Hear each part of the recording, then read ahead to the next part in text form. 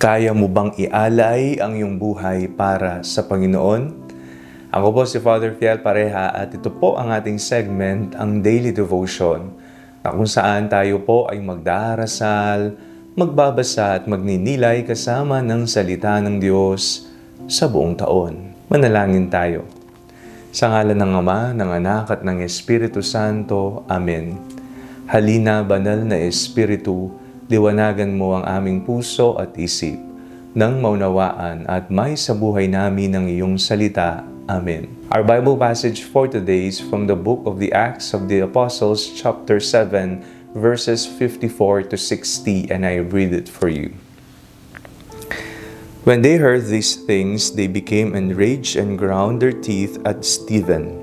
But filled with the Holy Spirit, he gazed into heaven and saw the glory of God and Jesus standing at the right hand of God. "Look," he said, "I see the heavens open and the Son of Man standing at the right hand of God." But they covered their ears, and with a loud shout all rushed together against him. Then they dragged him out of the city and began to stone him. And the witnesses laid their coats at the feet of a young man named Saul. While they were stoning Stephen, he prayed, "Lord Jesus, receive my spirit." Then he knelt down and cried out in a loud voice, "Lord, do not hold this sin against them." Napakinggan po natin sa ating pagbasa kung papaanong inialay ni San Esteban ang kanyang buhay para sa Panginoon. At ang kanyang winika, "Lord Jesus, receive my spirit." Panginoong Jesucristo, tanggapin mo ang aking kaluluwa. Kaya po ba nating ialay ang ating buhay alang-alang sa ngalan ng Diyos?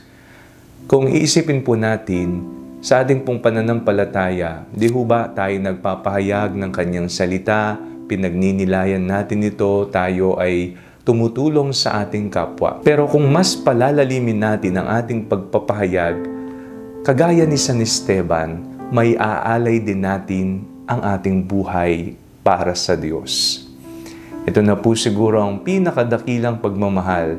Ayon nga sa Biblia, wala nang hihigit pa sa isang kaibigan na mag-aalay ng kanyang buhay para sa kanyang mga minamahal. Tayo po ay tagapaghatid ng mabuting balita ng Panginoon.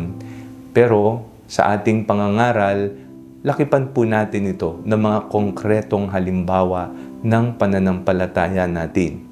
Kagaya na po ng pagtulong sa mga may hirap, sa mga nangangailangan, pagpoprotekta sa mga walang tinig sa lipunan, sa mga inaapi at pinapabayaan, at kung kaya natin, kamukha ni San Esteban, alam ko po na kakayanin natin sa grasya ng Panginoon na ialay ang buhay alang-alang sa ngalan ni Jesus.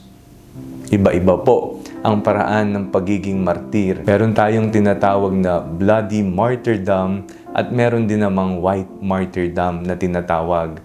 Ialay ang buhay, may dadanak na dugo, mamamatay. At meron din naman na nagiging martir sila kahit na hindi dumadanak ang dugo. Basta ang puso, ang buong pagkatao ay nasa Panginoon lamang hanggang sa punto ng kamatayan. Nawa maging inspirasyon po sa ating lahat si San Esteban, "Lord Jesus, receive my spirit." Habang buhay nawa nating ipahayag ang salita at ngalan ng Diyos sa pamamagitan ng konkretong halimbawa. Manalangin tayo. Panginoong Jesucristo, maialay nawa namin ang aming buhay alang-alang sa ikararangal ng iyong ngalan. Amen.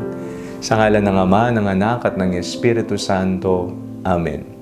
Huwag po ninyong kalimutang i-like ang video ito, mag-comment po kayo, and share it with your family and friends. Ang Panalangin Bago Matulog ay may sariling Facebook page na po.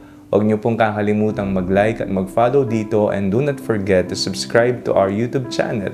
Click niyo lamang po ang link na nasa description ng video ito, o kaya naman po just search Father Fiel Pareha. At kung nais niyo pong maging updated sa ating pagpapahayag, you can join our broadcast channel dito po sa ating Facebook page. God bless you po.